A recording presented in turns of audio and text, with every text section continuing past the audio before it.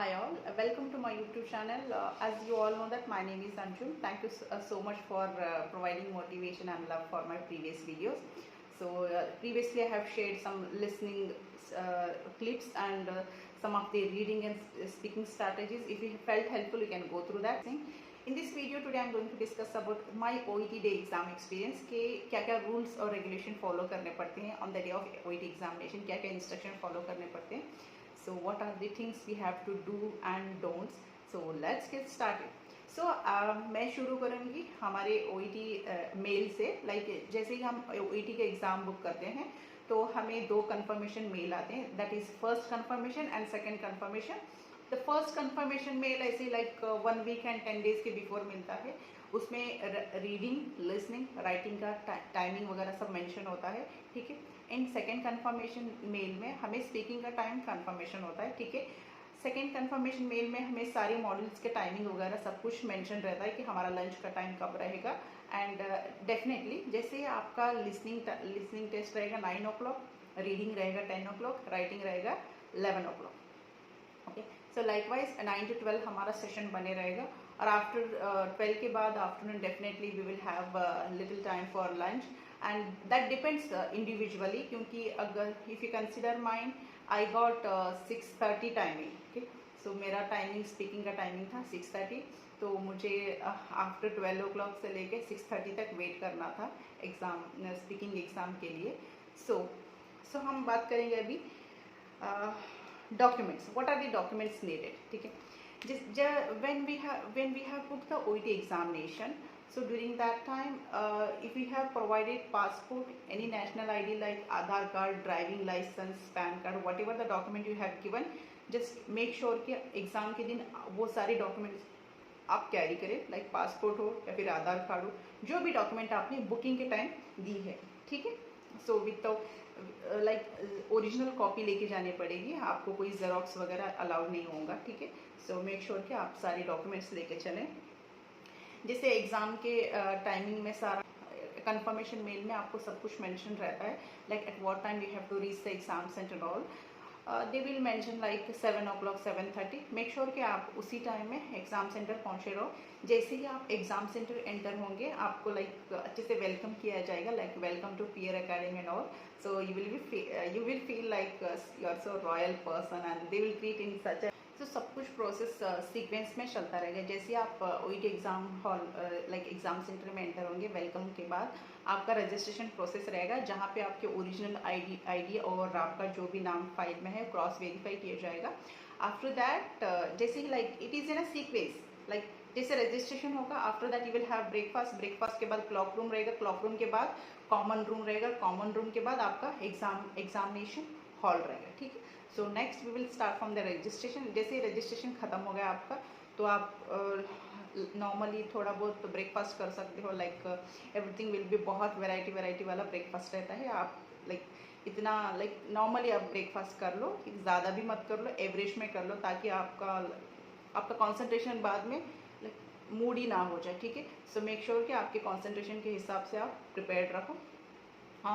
And one more thing I tell you that जैसे आप examination centre में अगर आप कोई कैफिनेटेड ड्रिंक, डार्क चॉकलेट या फिर कुछ भी प्रिफर करते हो तो आप अपने बैग में कैरी कर सकते हो. क्योंकि एक बार आपका रजिस्ट्रेशन लंच ब्रेकफास्ट होने के बाद आप जब भी बिफोर 8 o'clock आप ब्रेकफास्ट वगैरह कर सकते हो. उस वक्त में आप during that time you can consume that caffeinated drink, dark chocolate, whatever. After that you won't be allowed 8:20. Once you enter to the common room means you will not be allowed outside of that room, because once you finish your clock room requirements means you have to keep all the ornaments, your mobile phones, watches and all. So make sure कि आप कुछ भी ornaments, watches वगैरह ना पहन के जाएं, क्योंकि कुछ भी अलाउड नहीं होता है. एंड इवन वो लोग स्टेशनरी भी प्रोवाइड करते हैं. उस एक ट्रांसपेरेंट पाउच में आपको 2 पेंसिल रहेंगे, एक शार्पनर, एक एरेजर, 2 पेन्स वगैरह रहेंगे. प्रीफर करो कि आप पेंसिल से ही लिखो एग्ज़ाम, क्योंकि अगर पेंसिल से कोई गलती भी हो रही है आपकी तो आप एरेज कर सकते हो, लेकिन पेन से हम वो नहीं कर सकते. मेक श्योर कि आप परफेक्टली पेंसिल से ही लिखो. ठीक है. नेक्स्ट, जैसे ही आपने क्लॉक रूम में सामान रख दिया तो आपको एक कॉमन रूम रहेगा. कॉमन रूम में सारे कैंडिडेट्स बैठे रहेंगे उधर. तो वहाँ पे आपको जो भी OET में अपडेट आया है उस like if you are writing exam on the 24 February means कुछ भी नया अपडेट आया है या फिर कुछ भी है तो वो बोलेंगे। ऐसा ऐसा कोई अपडेट अभी तक आया नहीं है, अगर आया भी हो तो ऑफिशियल वेबसाइट में आपको देखने के लिए मिलेगा। सो जैसे ही कॉमन रूम में आप जाने के बाद आपका लाइक सारे मॉड्यूल्स का लाइक फेस स्कैनिंग वगैरह सब कुछ हो जाएगा। Like that is like registration only. Registration होने के बाद आपको बिठाया जाएगा। Once registration is completed means they will tell some rules and regulation, what are the instruction you have to follow during the examination, सब कुछ वो कॉमन रूम में बोला जाएगा। After that just beside the common room एक room रहेगा जहाँ पे आपको एग्ज़ाम लिखने पड़ेंगे। तो जैसे ही आप एग्ज़ाम हॉल में एंटर हो जाओगे, मेक श्योर कि आपको लाइक रजिस्ट्रेशन के बाद तो आपको टाइम मिलता है, मेक श्योर कि आप काम एंड पीस एनवायरनमेंट मैनेज करो। जैसे ही आप लिसनिंग लाइक जो आपका एग्ज़ाम से हॉल में एंटर होने के बाद जैसे मेक श्योर कि अपने टेबल पर सब कुछ डिस्प्ले रहता है। एक छोटा सा लाइक स्टैंड होता है, स्टैंड में आपका रजिस्ट्रेशन नंबर, आपका डेट ऑफ बर्थ, आपका नेम सब कुछ मेंशन रहता है। आप वहाँ पे जाके बैठने के बाद अगर आप कोई लाइक आपका रजिस्ट्रेशन नंबर वगैरह भूल रहे हो तो ड्यूरिंग एग्जामिनेशन आपको सर्कलिंग वगैरह करना पड़ता है, तो आप वहाँ से देख के कॉपी पेस्ट कर सकते हो, ऐसा कोई दिक्कत नहीं है। जैसे आप जाके एग्ज़ाम सेंटर में बैठोगे, वहाँ पे आपका एक हेडफोन रहेगा और स्टेशनरी मटेरियल रहेंगे। कि स्टेशनरी मटेरियल वगैरह जो भी है, मेक श्योर कि आप अपने मेल में कंफर्म करो कि वो दे रहे या नहीं दे रहे। मोस्ट प्रोबेबली देते ही हैं सब जगह, तो हमारा कोई मेडिसिन है या फिर एक्स्ट्रा स्टेशनरी कुछ भी अलाउड नहीं करते हैं। That is my experience what I am sharing with you today. So वैसे ही आपका लाइक जो भी आपको चीज़ें कंफर्म करना है, आप मेक श्योर कि आप मेल में कंफर्म कर लो, ठीक है। जैसे लिसनिंग पहले आप हमारा रहेगा 9 o'clock listening test. Listening test start होने के बाद पहले वो लोग लिसनिंग के जो भी इंफॉर्मेशन है लाइक इतने मिनट का आपका ऑडियो वगैरह होगा, ये सब सारी चीज़ें इंस्ट्रक्शन बोलेंगे। फिर आपको हेडफोन दिया जाएगा, हेडफोन टेस्ट करेंगे। अगर आपको ऑडियो में कोई दिक्कत आ रही है, if you have any defects in the audio, any defects in the headphone means you can raise the concern to the invigilator, he will come and he will assist you, okay. Then clock के time like clock हम कैसे everything एक बड़ा सा clock रहेगा आपके examination hall में। जैसे लाइक लिसनिंग अभी होता है लगभग 38 to 40 मिनट्स का लिसनिंग होता है, तो वहाँ पे सब कुछ डिस्प्ले रहता है। जैसे ही आप टाइम जो भी आपको वहाँ यहाँ देखने की ज़रूरत ही नहीं है, क्योंकि वहाँ पे सब कुछ टाइम डिस्प्ले रहता है। आफ्टर लिसनिंग जैसे ही आपका लिसनिंग 45 मिनट्स में ख़त्म हो जाएगा, तो आपका हेडफोन वगैरह सब कुछ ले लेंगे, बस स्टेशनरी रहेगा। अगर आपको पानी वगैरह पीना है तो वहाँ पे एक बॉटल दी जाएगी, no need to worry about water and all. So even if you want to use washroom that should be before listening, like 8:20 से पहले ही अपनी वॉशरूम की फॉर्मेलिटीज़ वगैरह पूरी कर लो। एक बार अगर आपकी लिसनिंग ख़त्म हो गई, तो जैसे ही लिसनिंग ख़त्म हो गई फिर रीडिंग की लाइक इंस्ट्रक्शन शुरू होंगी। पहले आपको रीडिंग पार्ट ए पेपर दिया जाएगा और 15 मिनट्स टाइम डिस्प्ले रहेगा। रीडिंग पार्ट ए खत्म होने के बाद आपको वो पेपर वहाँ से लिया जाएगा। After that again you will have B part and C part instruction, then they will give 45 minutes duration of time, everything will be displayed there.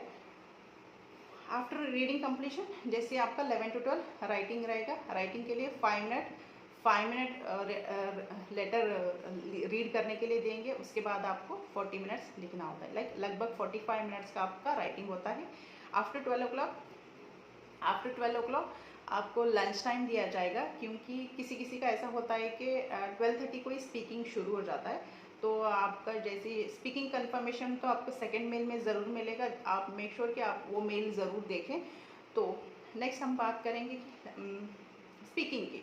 जैसे लंच नॉर्मली आप एवरेज लंच कर लेना, ठीक है। बहुत सारे वैरायटीज़ रहेंगे खाने में वगैरह, लाइक तो आपको जितना चाहिए उतना खा लो, बस ज़्यादा नहीं, ठीक। जैसे स्पीकिंग रहेगा, फिर आपको कॉमन रूम में बिठाया जाएगा, फिर स्पीकिंग की इंस्ट्रक्शन दी जाएगी कि लाइक इतना मिनट स्पीकिंग होगा। स्पीकिंग आपका मोस्ट प्रोबेबली 20 to 25 मिनट्स ही होता है, ठीक है। फिर जैसे मैंने बोला था कि कॉमन रूम में आपको पहले इंस्ट्रक्शन दी जाएगी। Again all the candidates will be called to speaking that common room. Again they will provide instruction about speaking.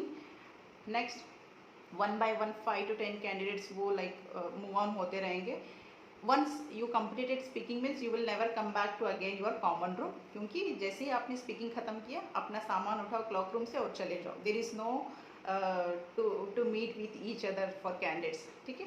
सो जैसे लगभग समझो अभी आपका टाइम स्पीकिंग टाइम 3 o'clock है, आप ओवरऑल द एग्जामिनेशन आप पीस और काम रहने की कोशिश करो, ठीक है। नेक्स्ट, जैसे स्पीकिंग खत्म हो गया, अपना सामान लेना है और जाना है। और स्पीकिंग के बारे में अगर मैं बात करूँ तो स्पीकिंग जैसे लाइक आपको once you enter to the common room in, they will provide each and every instruction for the speaking. After that they will take you and make you wait for few minutes. After that, interlocutor will come. He will welcome you, like welcome to Peer Academy and all like this. He will wish you. You also wish him. Okay. So अब पहले तो आपका basic introduction होगा, like 1 to 2 minutes आप पकड़ लो। तो फिर आप उसके बाद आपको रहेगा वार्म अप क्वेश्चंस, जैसे 2 to 3 minute warm up questions होते हैं। आफ्टर दैट तो आपको थोड़ी फॉर्मेलिटी करनी होती है। हर एग्ज़ाम की फॉर्मेलिटी यही है, आपका नाम लिखो, OMR शीट पे अपना रजिस्ट्रेशन नंबर लिखो, ठीक है। ये सारे चारों मॉड्यूल एग्ज़ाम को करना पड़ता है। नेक्स्ट, जैसे आपका स्पीकिंग में होता है लाइक दो रोल प्ले होते हैं। वार्म अप क्वेश्चन के बाद आपको 3 मिनट का टाइम दिया जाएगा प्रिपरेशन के लिए। मेक श्योर कि आप अच्छे से यूटिलाइज करो। वहाँ पे एक छोटा सा मोबाइल की तरह, माइक्रोफोन की तरह टाइमिंग डिस्प्ले वगैरह सब कुछ रहता है। वहाँ पे भी डिजिटल टाइमिंग होता है, ठीक है। जब भी आपका टाइमिंग स्टार्ट होगा, आपको इंटरलॉकेटर बोलेगा ज़रूर कि आपका टाइम अभी शुरू हो चुका है, तो ध्यान में रखो इंटरलॉकेटर जो भी इंस्ट्रक्शन देता है, ठीक है। जैसे ही 3 मिनट का टाइमिंग खत्म हो गया, आपको 5 मिनट दिया जाएगा रोल प्ले परफॉर्म करने के लिए, तो अच्छे से रोल प्ले कर लो आप, ठीक है। 3 मिनट को अच्छे से यूटिलाइज भी कर लो। जैसे ही एक रोल प्ले खत्म हुआ, फिर आपको नेक्स्ट रोल प्ले, सेकेंड वाला रोल प्ले दिया जाएगा।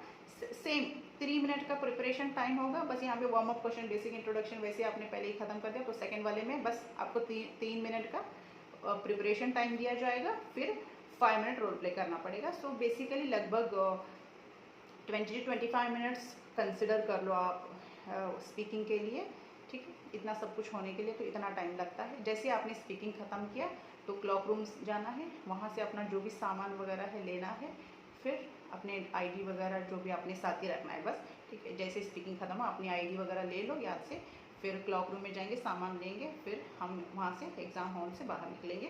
तो मेक श्योर कि आप एग्ज़ाम के दिन बहुत कॉन्फिडेंस और लाइक पीसफुल मैनर में रहो, ठीक है।